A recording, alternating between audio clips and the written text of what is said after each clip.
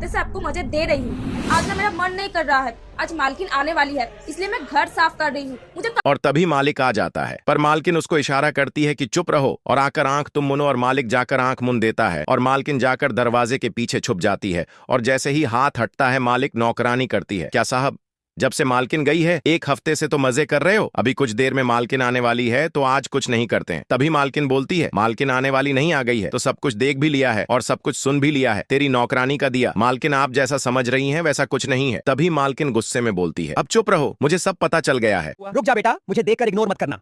आज जो भी इस वीडियो को लाइक करके चैनल को सब्सक्राइब करेगा उसे 2 घंटे में खुशखबरी मिलेगी। यकीन नहीं होता तो करके देख लो और जाते जाते कमेंट में हर हर महादेव लिख